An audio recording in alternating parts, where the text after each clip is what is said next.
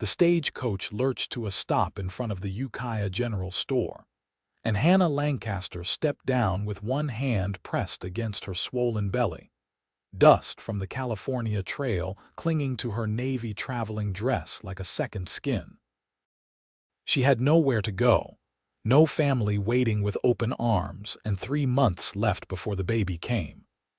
The father had promised marriage, promised everything, then disappeared into the San Francisco fog with another woman and Hannah's savings. She had used her last dollars for the stagecoach ticket north to this remote town in Mendocino County, hoping the distance might somehow erase the shame, might give her child a chance at a life unmarred by whispers and pointing fingers. The June heat pressed down on her shoulders as she stood there on the wooden sidewalk, her small trunk at her feet, watching the stage pull away in a cloud of yellow dust. The year was 1882, and a woman alone and pregnant might as well have been carrying the plague for all the sympathy she would receive. Hannah felt the weight of curious eyes from the store windows, felt the judgment already forming in minds she had not yet met. "You need help with that trunk, miss." She turned to find a tall man in dusty work clothes and a worn hat, his face tanned dark from long days in the sun. He had kind eyes, a deep brown that reminded her of warm earth after rain, and when he smiled at her, the expression reached all the way to those eyes in a way that made her throat tighten with unexpected emotion. "I can manage," she said, though she could not really, not 6 months pregnant and exhausted from 2 days of travel. He picked up the trunk anyway, lifting it as though it weighed nothing. "Nathan Xavier," he said. "Most folks call me Nate. I run a ranch about 3 miles out of town." "You have somewhere to stay?" Hannah felt her face flush. "I will find something." "That was not what I asked." His voice was gentle, not pressing, and somehow that made it worse. Kindness from a stranger felt like water on parched ground, painful in its relief. She looked away, toward the general store, the saloon across the street, the hotel with its peeling paint and crooked sign. "Not yet." Nathan set the trunk down on the sidewalk again and studied her for a long moment. She forced herself to meet his gaze, to lift her chin despite the exhaustion pulling at her bones, despite the fear that had been her constant companion for weeks now. "My mother runs a boarding house," he said finally. "She always has room for someone who needs it. The food is good, the beds are clean, and she does not ask questions that are not her business." "I do not have much money," Hannah admitted, hating the words, hating the vulnerability they exposed. "We can work something out. Can you cook?" "Yes." "So?" "Yes." "Then I expect you and Ma will come to an arrangement." He picked up the trunk again and started walking, not looking back to see if she followed. Hannah stood there for another moment, weighing her options, knowing she had none. Then she followed Nathan Xavier down the dusty street, past the curious stares and whispered comments, past the judgment she could feel like sunburn on her skin. The boarding house was at the edge of town, a large 2-story structure painted white with green shutters and a wraparound porch that looked out over the rolling hills beyond Ukiah. A woman emerged as they climbed the steps, wiping her hands on her apron, her graying hair pulled back in a neat bun. She had the same kind eyes as her son, the same easy way of standing that suggested a comfort in her own skin. "Ma, this is Miss Lancaster. She just arrived on the stage and needs a room." The woman looked at Hannah's belly, looked at her tired face, and nodded. "Margaret Xavier, but everyone calls me Maggie. Come inside, dear. You look like you could use some rest and a good meal." Hannah felt something crack inside her chest, some hard shell she had built around herself to survive the past few months. "Thank you," she whispered, and followed Maggie into the cool dimness of the house. The room was small but clean, with a bed covered in a colorful quilt, a dresser with a mirror, and a window that looked out over the vegetable garden behind the house. Hannah sat on the edge of the bed and felt tears she had been holding back for weeks finally spill over. She cried until there was nothing left, until she was empty and raw and somehow lighter. Then she washed her face in the basin on the dresser, unpacked her few belongings, and went downstairs to see about earning her keep. Maggie put her to work immediately, which Hannah appreciated. Idle hands left too much room for thinking, for remembering, for regretting. She helped prepare dinner for the boarding house residents, which consisted of 3 ranch hands from neighboring properties and an older gentleman who worked at the land office. The work was familiar, comforting in its routine, and by the time they sat down to eat, Hannah felt almost human again. Nathan joined them for the meal, taking a seat across from Hannah at the long dining table. He had cleaned up, changed into fresh clothes, and removed his hat to reveal dark hair that curled slightly at his collar. He could not have been much older than her own 23 years, perhaps 25 or 26, and there was something steady about him that made her want to trust him, to believe that maybe not all men were liars and thieves. "How long have you run the ranch?" she asked, more to break the silence than from any real curiosity. 5 years since my father passed. We run cattle, mostly some horses. It is a good life, hard but honest. He passed her the platter of chicken. "What brought you to Ukiah?" "A stage coach," she said, attempting levity and failing. He smiled anyway. "Fair enough. Not my business, like I said." But Hannah found herself wanting to tell him, wanting someone to know the truth of how she had ended up here, alone and pregnant in a strange town with nothing but a trunk full of worn clothes and broken dreams. "The father left," she said quietly, aware that the other diners were listening even as they pretended not to. "He promised to marry me. He did not." Nathan's jaw tightened, the first sign of anger she had seen from him. "Then he is a fool and a coward. He is in San Francisco with another woman and probably does not spare me a thought." "His loss," Maggie said firmly from the head of the table. "And his shame, not yours. You hold your head up, Hannah Lancaster. Any woman strong enough to travel alone and start over deserves respect, not judgment." Hannah felt tears threaten again but blinked them back. She had done enough crying for one day. "Thank you." After dinner, she helped Maggie wash the dishes while the men retired to the front porch to smoke and talk. Through the window, she could see Nathan leaning against the railing, his profile sharp against the fading light. He said something that made the others laugh, an easy sound that drifted through the evening air.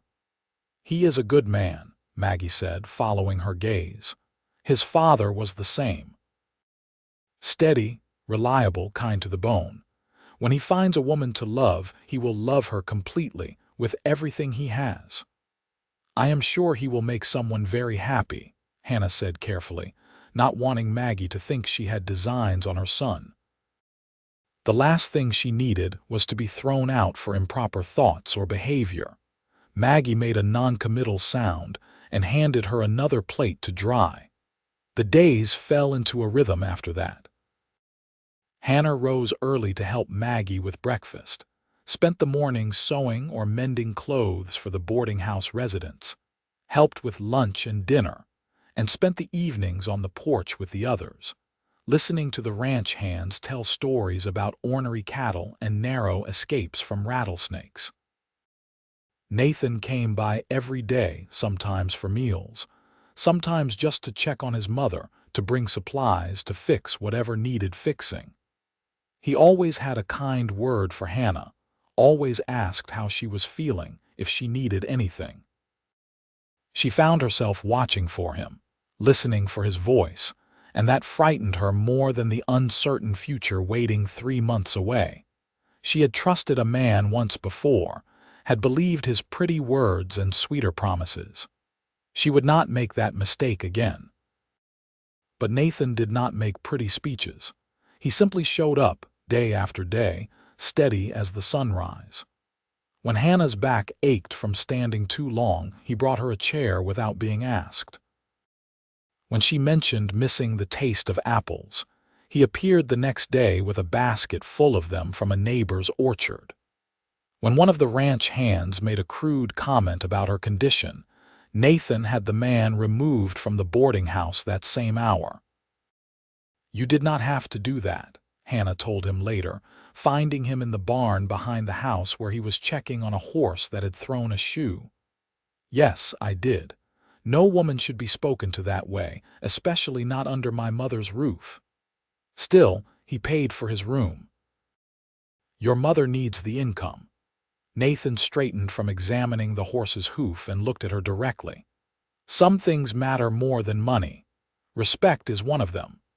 They stood there in the dim barn, dust motes dancing in the slanted sunlight, the smell of hay and horses thick in the air. Hannah's heart beat too fast in her chest, a flutter of something she did not want to name. "Why are you being so kind to me?" she asked. "You do not know me. You do not owe me anything. Do I need a reason to help someone in need? Most people want something in return. I am not most people." He moved closer, close enough that she could see the gold flecks in his brown eyes, could smell the soap he used and the sun-warmed cotton of his shirt. "You came here with nothing, carrying another man's child, and you did not ask for charity or pity. You worked for what you got." "That takes strength, Hannah. That takes courage. Those are things worth respecting." She could not speak past the lump in her throat, so she just nodded. "Besides," he said, his voice softer now, "I like you. I like the way you laugh at my mother's terrible jokes. I like how you sing while you work, probably not even knowing you are doing it. I like that you are kind to everyone, even when they do not deserve it. Is that reason enough, Nathan?" "I am not asking you for anything," he said quickly. "I just wanted you to know. You do not have to be alone in this. Whatever you need, whatever the baby needs, I am here." He left before she could respond, leading the horse out into the bright afternoon, leaving Hannah standing in the barn with her hand pressed against her racing heart. 3 weeks passed. The summer heat intensified, turning the hills golden brown and making even simple tasks feel like wading through warm honey. Hannah's belly grew rounder, the baby more active, and she found herself talking to it sometimes when she was alone, telling it about the town, about Maggie's kindness, about Nathan's steady presence in their lives. She did not tell the baby about its father. That man did not deserve even the mention. Nathan took her to the ranch one Sunday, driving a wagon with gentle springs that made the rutted road tolerable. The property stretched across a valley between 2 hills, with a creek running along one edge and cattle dotting the grassland like brown and white stones. The house was modest but well built, with a wide porch and a stone chimney. A barn stood nearby, freshly painted, and she could see corrals and outbuildings beyond. "This is beautiful," she said, meaning it. "My father built the house the year before I was born. My mother was pregnant with me, actually, and she told him exactly how she wanted everything.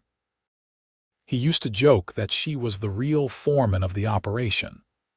Nathan helped her down from the wagon, his hand steady on her waist. "She lived here until he died, then moved to town to run the boarding house. Said the ranch reminded her too much of him." "That must be hard for you being here without him." "Some days more than others. But the ranch keeps going, cattle need tending, horses need training. Work helps." He showed her around, introducing her to the 3 men who worked for him full-time and the handful of others who came during roundup and branding. They were respectful, tipping their hats and calling her Madam. And if they had opinions about her condition, they kept them to themselves. In the house, Nathan had clearly tried to maintain his mother's standards, but there was a bachelor's touch to everything. Clean but sparse, functional but without warmth. Hannah found herself mentally rearranging things, adding curtains here, a rug there, flowers on the table. She caught herself and stopped. This was not her house. She had no business making plans for it. They ate lunch on the porch, cold chicken and bread that Maggie had packed, and watched the cattle move slowly across the distant fields. A hawk circled overhead, riding the thermals, and the creek made a quiet rushing sound that was almost musical. "I want to give the baby my name," Nathan said suddenly, breaking the peaceful silence. Hannah nearly dropped her glass of water. "What? Your baby? When it is born?" "I want to give it my name. Xavier." He was not looking at her, his gaze fixed on the horizon. A child should not suffer for its parents' mistakes, should not grow up hearing whispers and dealing with people's judgment. If the baby has my name, has a father on record, that all goes away. "Nathan, you cannot just claim another man's child." "Why not? He clearly does not want it." "But what would people think? What would they say about you?" Now he did look at her, those brown eyes intense. "I do not care what they say about me. I care what they say about you, about the baby." "This solves it." "It is not that simple." "It can be if we let it." He set down his plate and turned to face her fully. "I am not asking you to marry me, though I would if you wanted. I am not asking for anything from you. I am just saying that when the time comes, when the baby needs a birth certificate and a father's name written down, let it be mine." Hannah felt like she could not breathe, like the air had turned thick and heavy. "Why would you do this?" "Because it is the right thing to do. Because you deserve better than what you got. Because that baby deserves a chance at a normal life." He paused and his voice dropped lower. "Because I care about you, Hannah. These past weeks, getting to know you, watching you face everything with such strength and grace. I care about what happens to you, to your child. Let me help."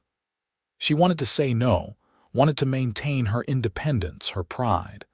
But she thought about the years ahead, about her child facing questions and cruelty, about fighting battles that could be avoided with a simple name. "I need to think about it," she said finally. "Take all the time you need. The offer stands." They rode back to town in comfortable silence, the sun setting behind them and painting the sky in shades of orange and pink. Hannah felt the baby kick, a strong movement against her ribs, and wondered what kind of person would make such an offer to a virtual stranger. What kind of man willingly took on another's responsibility with nothing asked in return? She thought she knew, though. Nathan Xavier was simply good, down to his bones, in a way that seemed almost impossible in a world that had shown her mostly the opposite. A week later, Maggie fell ill with a summer fever that left her bedridden and weak. Hannah took over running the boarding house completely, rising before dawn to prepare breakfast, managing the cleaning and laundry, cooking all the meals and keeping the books balanced. It was exhausting work, especially at 6 months pregnant, but she threw herself into it with determination. Nathan moved back into his old room to help, working the ranch during the day and helping Hannah in the evenings. They developed a partnership, an easy way of moving around each other in the kitchen, of anticipating what needed doing next. He washed while she dried. He carried the heavy laundry baskets while she hung the clothes. He chopped vegetables while she stirred the soup. Late one night, after all the residents had gone to bed and Maggie was sleeping peacefully for the first time in days, Hannah and Nathan sat at the kitchen table with cups of coffee, too tired to move but too keyed up to sleep. "You have been amazing through all this," Nathan said, his voice rough with exhaustion. "I do not know how you are still standing. Because if I stop, everything falls apart. Your mother needs me. The residents need their meals. There is no choice but to keep going. There is always a choice. You could have said you could not handle it. You could have asked for more help. From who? You are already doing the work of 2 men running the ranch and helping here." He reached across the table and took her hand, his calloused palm warm against hers. "We make a good team." "We do," she agreed softly, not pulling away. "Hannah, I meant what I said at the ranch, about the baby, about the name, but I am realizing I did not say everything I should have." He took a deep breath. "I am falling in love with you. Maybe I already have fallen, I do not know. I just know that when I wake up, you are the first person I want to see. When something happens during the day, you are the first person I want to tell. When I think about the future, you are in it, you and the baby, both of you." Hannah's eyes filled with tears. "Nathan, you deserve someone who comes to you whole, not broken, not carrying another man's child and another man's mistakes. You are not broken. You are strong and brave and kind, and any man would be lucky to have you choose him. I am not trying to pressure you or push you into anything. I just needed you to know how I feel, what I am hoping for.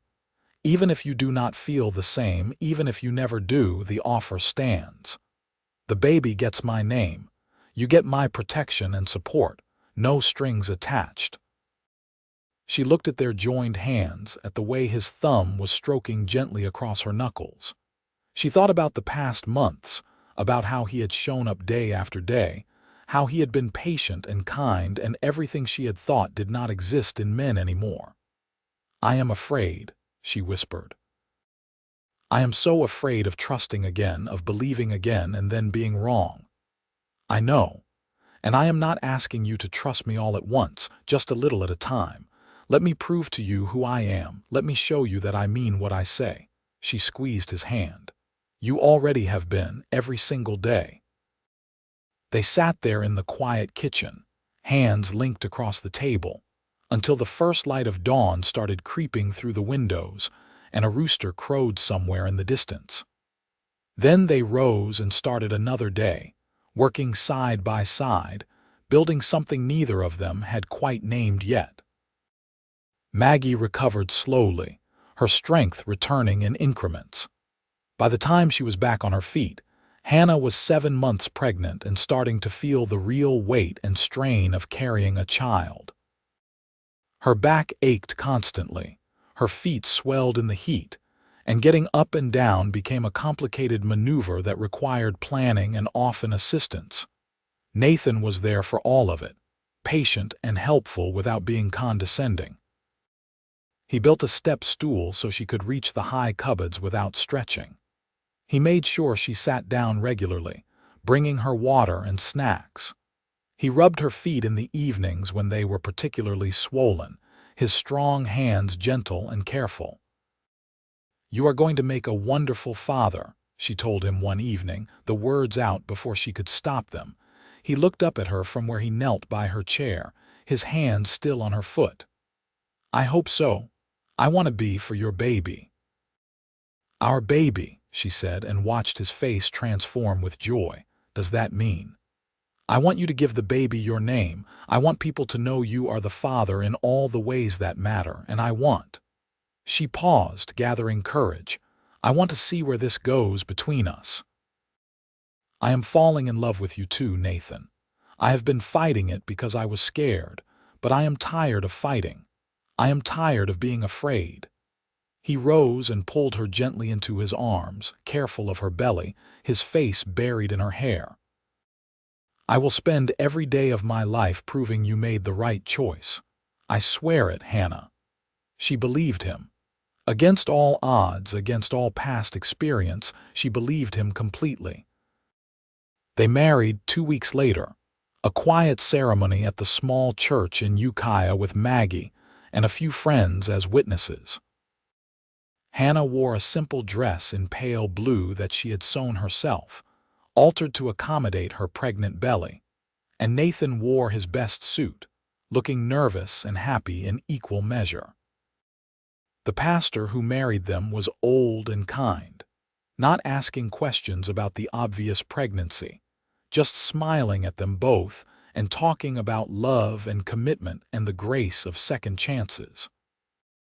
When Nathan slipped the ring on her finger, a simple gold band that had belonged to his grandmother, Hannah felt something settle in her chest, some last piece of armor finally falling away. "I love you," she told him when the pastor pronounced them husband and wife. "I love you too," he said, and kissed her gently while Maggie cried happy tears behind them. They moved to the ranch the next day, Nathan carrying her over the threshold despite her protests that she was too heavy. The house felt different now, felt like home, and Hannah set about making it truly theirs. She hung curtains and put flowers on the table, arranged her few books on the shelf next to his, and felt a contentment she had not known was possible. The ranch hands tipped their hats and called her Mrs. Xavier, their respect genuine, and Hannah realized that Nathan's faith in her had given these men faith too. She was not the fallen woman anymore, not the object of pity or scorn. She was the boss's wife, and that meant something in their world.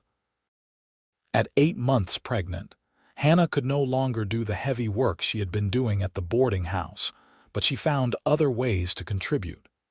She took over the ranch books, organizing records that Nathan had let become chaotic. She mended clothes and made meals, turning the bachelor house into a real home. She planted a garden, vegetables that would not produce until after the baby came but gave her something to nurture, to plan for.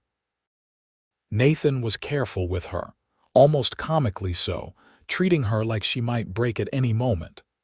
She finally had to tell him to stop hovering, that she was pregnant, not dying, and he needed to let her breathe.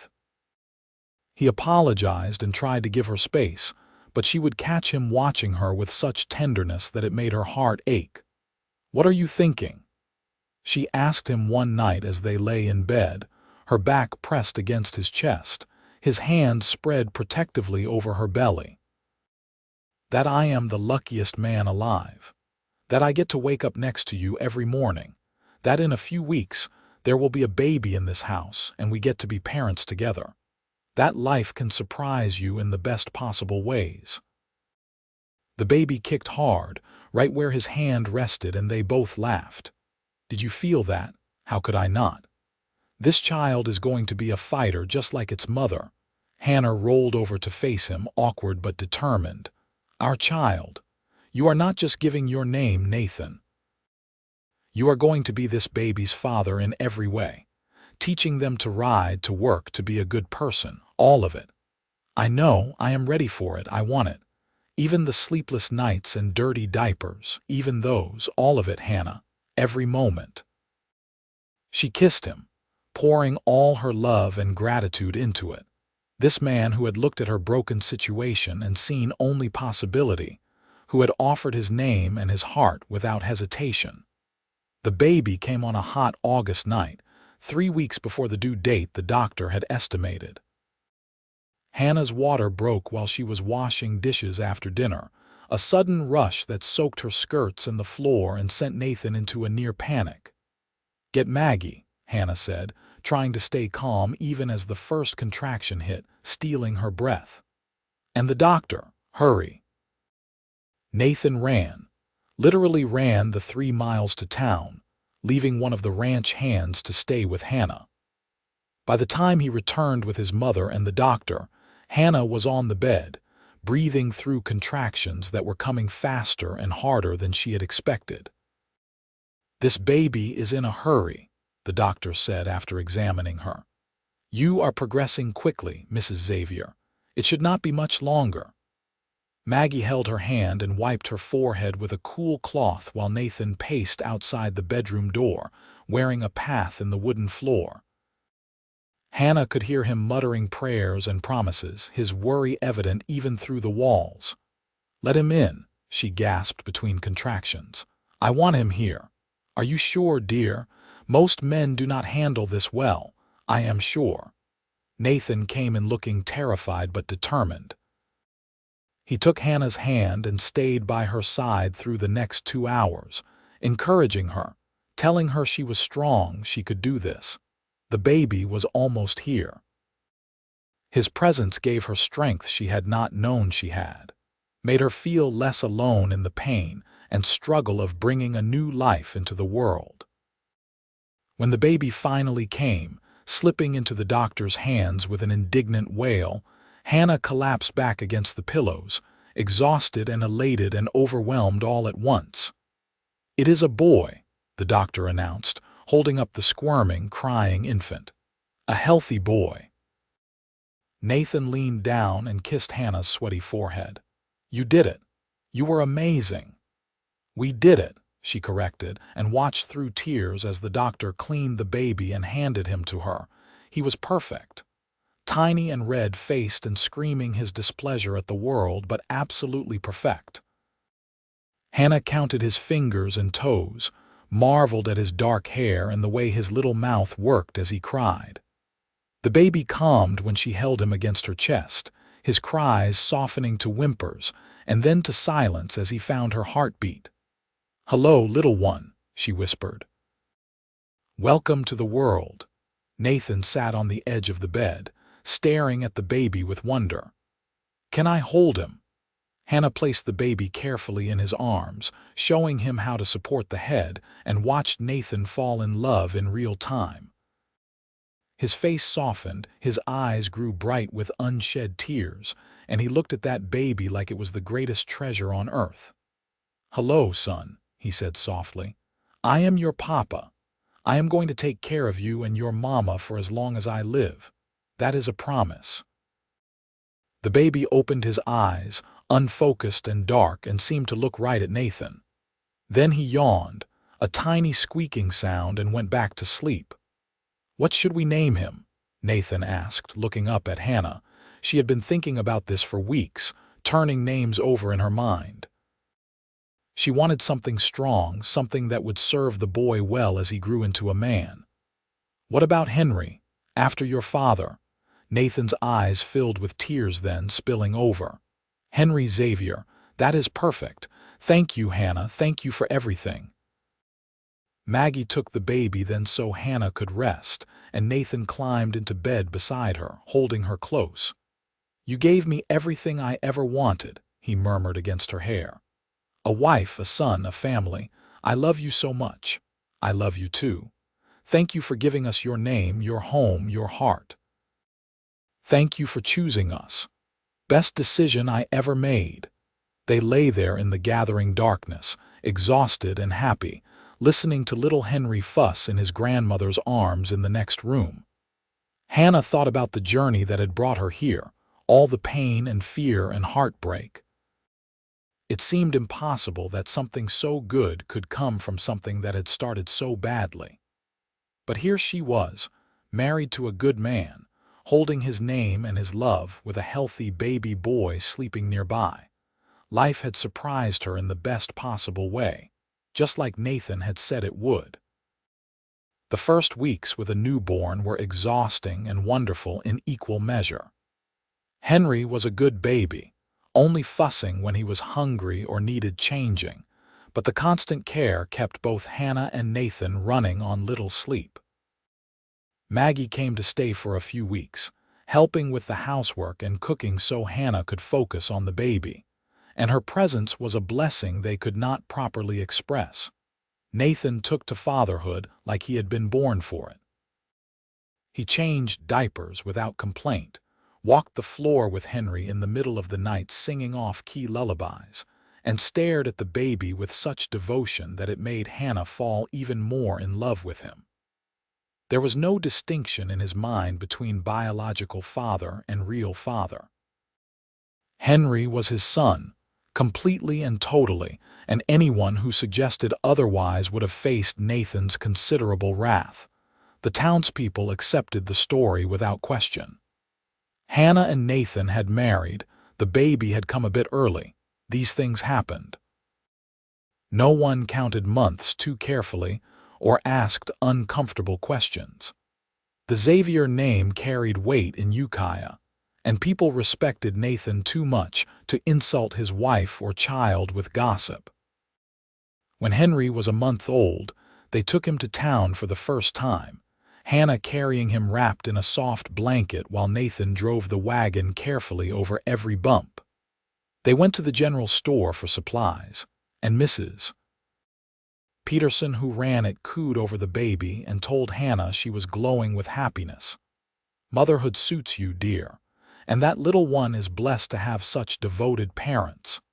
"Thank you," Hannah said, the words feeling inadequate for the acceptance she had never expected to find. They saw the pastor on the street, and he stopped to admire Henry, offering a blessing over the baby's head. They ran into several ranch owners Nathan did business with, all of whom congratulated him on his new son and mentioned how much the boy looked like him, though there was no actual resemblance at all. Hannah realized they were seeing what they wanted to see, what Nathan's claim of fatherhood had made real in their minds. On the way home, Hannah put her hand on Nathan's arm. "You gave us more than your name. You gave us a place in the world, respect, acceptance. I will never be able to repay that." "You do not need to repay anything. You and Henry are my family. That is all I need." As fall arrived and the heat broke, the ranch entered its busiest season. Cattle needed to be moved to winter pastures, fences needed mending before the weather turned, and the last hay needed cutting and storing. Nathan worked long days, coming home exhausted but always making time to hold Henry, to tell Hannah about his day, to be present with his family. Hannah managed the house and the baby, slowly regaining her strength, feeling her body heal and adjust to this new life. She loved watching Nathan with Henry, the gentle way he held their son, the stories he told about the ranch and the plans he had for when Henry was old enough to ride. He never said, "if you want," or "maybe someday." He spoke with certainty, with the assumption that Henry would grow up here, would learn the ranch, would become part of this legacy.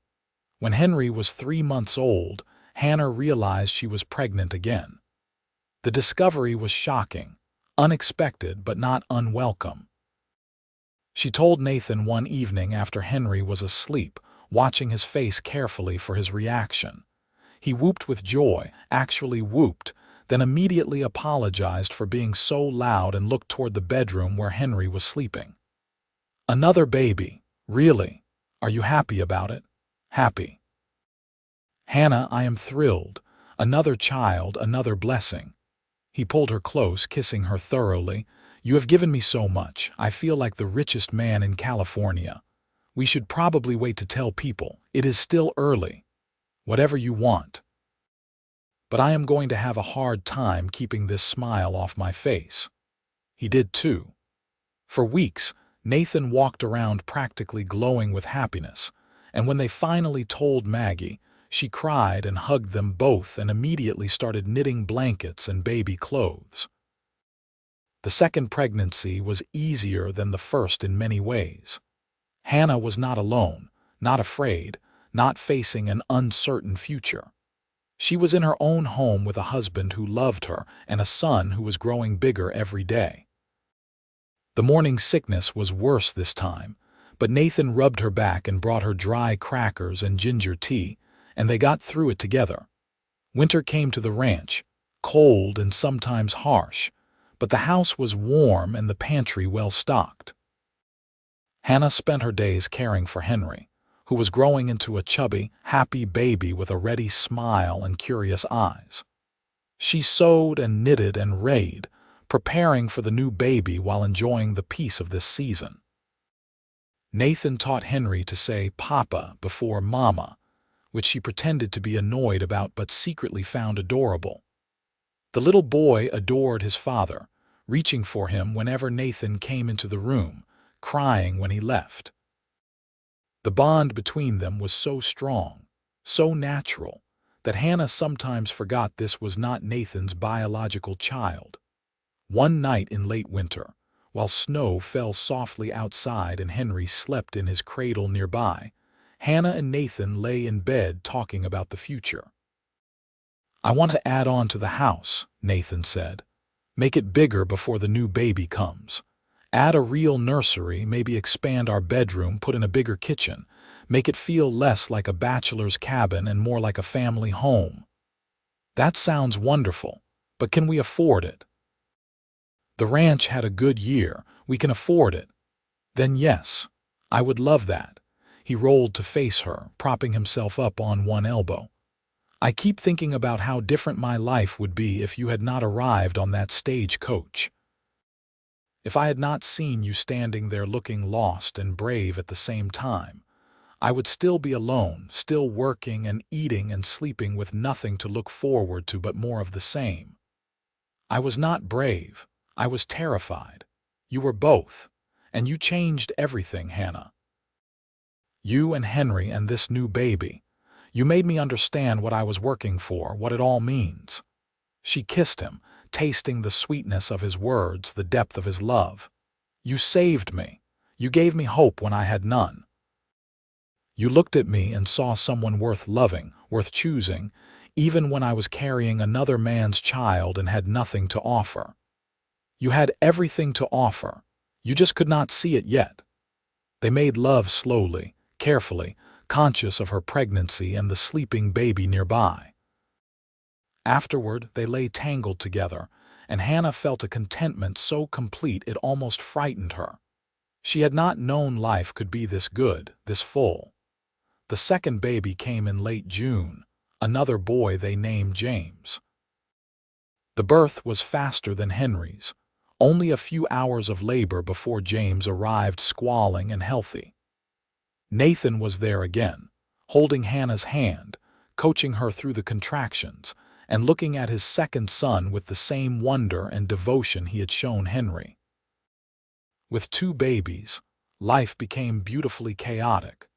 Henry was walking now, getting into everything, curious and energetic and requiring constant watching. James was a fussier baby than his brother had been, needing more holding and comforting, but Nathan never complained. He would hold James while Hannah chased Henry, or entertain Henry while Hannah nursed James, and they navigated the exhaustion and joy of early parenthood as a team. Maggie moved back to the boarding house after James was born, satisfied that Hannah and Nathan had things under control, though she visited frequently and doted on her grandsons shamelessly. The years passed in a blur of growth and change. Henry started talking in full sentences, asking endless questions about everything he saw. James learned to walk and immediately tried to keep up with his older brother. Nathan hired more men to help with the ranch so he could spend more time with his family, and the business grew and prospered. When Henry was 4 and James was 2, Hannah had twin girls they named Sarah and Grace. The birth was difficult, longer and more painful than the previous two, and for a few frightening hours, the doctor was concerned about Hannah's condition. But she pulled through, and the girls were healthy and loud and immediately wrapped their father around their tiny fingers. 4 children, Nathan said one night, looking at the cradles where the twins slept and the small beds where the boys were sprawled in sleep. We have 4 children. Are you complaining? Hannah asked, exhausted but happy. Never. I am marveling. I am counting blessings. I am wondering how I got so lucky. The house had been expanded as promised, now a sprawling structure with multiple bedrooms and a large kitchen where the family gathered for meals. The ranch employed a dozen men and ran twice as many cattle as when Nathan had started. They were not wealthy by any means, but they were comfortable, secure, building something that would last. Henry started school in town, riding in with Nathan when he went for supplies or business. He was smart and eager to learn, already reading better than many children twice his age. He told everyone his father was a rancher and he was going to be one too someday, and Nathan beamed with pride every time he heard it. James was more cautious than his brother, thoughtful and observant, content to watch before jumping in. The twins were still babies, but already their personalities were emerging. Sarah was bold and loud, Grace quieter but determined. Hannah loved watching them grow, seeing who they were becoming, and feeling grateful every day for the life she had stumbled into. One evening when the children were all in bed, and Nathan and Hannah sat on the porch watching the sunset, she leaned her head against his shoulder. "Do you ever think about the fact that Henry is not biologically yours?" "No," he said simply. "He is mine in every way that matters. They all are. I know. I just wonder sometimes if you regret taking on that responsibility, if you wish your first child had been actually yours." Nathan turned to look at her, his expression serious. "Hannah, listen to me. I do not ever think of Henry as anything but my son. Not my adopted son, not my stepson, just my son. The day he was born, the moment I held him, he became mine. That has never changed, not for a second. And I would not change how it all happened, not if it meant losing what we have now. Even though you could have married someone else, someone who came to you without baggage, without complications, especially not then, because that someone else would not be you. And I cannot imagine my life with anyone but you." Tears ran down Hannah's cheeks, the good kind, the kind that came from happiness too big to contain. "I love you so much. I love you too. Now stop asking foolish questions and come kiss your husband." She did, long and sweet, while the sky turned purple and the first stars appeared overhead. The years continued to pass. Henry grew tall and strong, learning the ranch work from his father, becoming skilled with horses and cattle. James developed a talent for numbers and helped his mother with the books, showing an interest in the business side of ranching. The twins became inseparable, always together, speaking their own secret language that no one else could quite understand.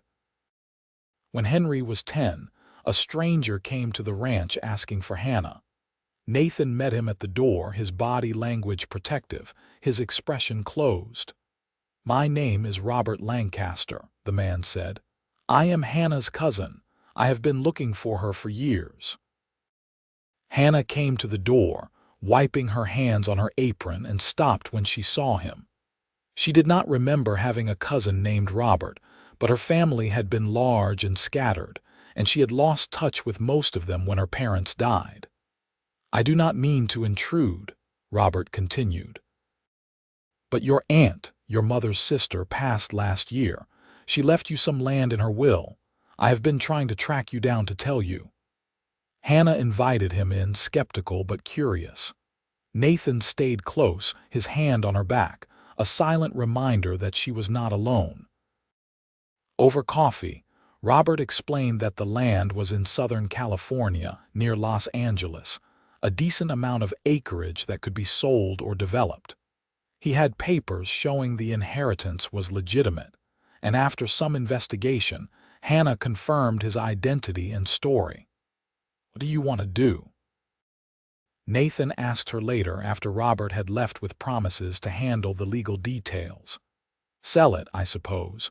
We do not need land in Los Angeles. This is our home. The money could be useful. We could expand the ranch more or save it for the children's future. Or we could use some of it to build a school here on the ranch, hire a proper teacher. Henry and James are doing well with their studies, but the girls will need education too, and it is a long ride to town." Nathan smiled. "That is a wonderful idea. Let us do that." The land sold for a good price, and they used the money to build a small schoolhouse on the ranch property and hire a young teacher from back east. Miss Emily Carter was fresh out of college, eager for adventure, and excellent with the children. Henry and James thrived under her instruction, and as the twins got older, they joined their brothers in the classroom. The schoolhouse became the center of the ranch in many ways. The hired hands who could not read or write well sometimes joined the evening classes Miss Carter offered. Children from neighboring ranches came for lessons, their families paying modest fees that helped cover costs. It became a point of pride for the Xavier Ranch, this commitment to education and community. Hannah watched all of this unfold with amazement. The frightened, pregnant woman who had arrived in Ukiah 13 years ago would never have imagined this life. She had a husband who loved her completely, 4 healthy children, a beautiful home, respect in the community, and now the means to give other children the education her family valued. "We should have more children," Nathan said one night, making her laugh. "4 is not enough for you. I would have a dozen if you were willing. I love being a father. I love this life we have built. 4 is plenty. Besides, I am 36 years old. I am getting too old for babies." "You are not old. You are perfect." She kissed him, grateful for his love, for his partnership, for every choice that had led them to this moment. Henry fell in love for the first time when he was 16, with a girl from a neighboring ranch named Elizabeth. She was sweet and pretty and practical, the daughter of a rancher who appreciated hard work and honesty. Nathan approved, though he teased Henry mercilessly about the moon-eyed looks and stuttering sentences. "Was I this bad when I fell for Mama?" Henry asked his father one day while they were mending fence. "Worse," Nathan said with a grin. "Much worse." Henry and Elizabeth courted properly for 2 years, chaperoned and respectful, and when Henry was 18, he asked Nathan's permission to marry her. Nathan gave it gladly, proud of the man his son had become, and the wedding was held at the ranch with half the county attending. Hannah cried through the ceremony, watching her firstborn take his vows, seeing the love between him and Elizabeth, knowing they would build something good together. Nathan held her hand and cried too, not ashamed of his emotion. "Our boy is married," he said later at the reception. "He is not a boy anymore. He is a man, thanks to you. Thanks to both of us." Henry and Elizabeth built a house on the ranch property, Nathan giving them land as a wedding present. They wanted to stay close, to work the ranch together as a family, and both Nathan and Hannah were thrilled to have them nearby. James went to college in San Francisco, studying business and agriculture, planning to come back and help modernize the ranch operations. The twins, now 12, were inseparable and formidable, already showing signs of the strong women they would become. Nathan and Hannah were now in their 40s, their hair showing gray, their bodies feeling the years of hard work, but their love had only deepened with time. They still sat on the porch in the evenings, still talked about everything and nothing, still looked at each other with the same devotion that had brought them together. "You remember the day we met?" Hannah asked him one evening, watching the sunset paint the sky. "Every detail. You stepped off that stagecoach looking scared and determined, and I thought you were the bravest person I had ever seen. I was terrified. I know. But you did not let that stop you. You faced everything head-on, dealt with what came, and built a life out of nothing. Not nothing. I had you. And I had you. Best thing that ever happened to me, Nathan Xavier." She turned to kiss him, this man who had given her everything, who had looked at her worst moment and seen only possibility. "Best thing that ever happened to me, too." They grew old together, watching their children have children of their own. Henry and Elizabeth had 3 daughters who were the light of their grandparents' lives. James came home from college and married Miss Carter, the teacher, much to everyone's delight, and they had 2 sons. The twins both married well, Sarah to a lawyer in town and Grace to a rancher from the next county, and between them produced 4 more grandchildren. The ranch prospered, growing into one of the most successful operations in Northern California. The Xavier name was known and respected throughout the region, associated with quality cattle, fair dealing, and strong family values. What Nathan had built with his own hands had become a legacy that would last for generations. Hannah lived to be 73, surrounded by children and grandchildren, still sharp-minded and loving until the end. She died peacefully in her sleep, in the bed she had shared with Nathan for 50 years, his hand holding hers. Nathan followed her 2 years later, his heart simply giving out one morning as he sat on the porch watching the sunrise. Henry found him there, looking peaceful, a slight smile on his face, and everyone agreed he had gone to be with his beloved Hannah. They were buried side by side in the ranch cemetery under a large oak tree, their headstones simple but heartfelt. Hannah's read, "Beloved wife, mother, grandmother, she arrived with nothing and left us everything." Nathan's read, "Beloved husband, father, grandfather. He gave his name and his heart without reservation." Years later, their great-grandchildren would play on the ranch, riding horses through the same fields their ancestors had worked, learning the same values of hard work and family and love that Nathan and Hannah had instilled. They would hear stories about the woman who arrived 6 months pregnant and alone, and the cowboy who said her baby would have his name. And they would understand that the greatest legacy was not the land or the cattle or the money, but the love that had started it all.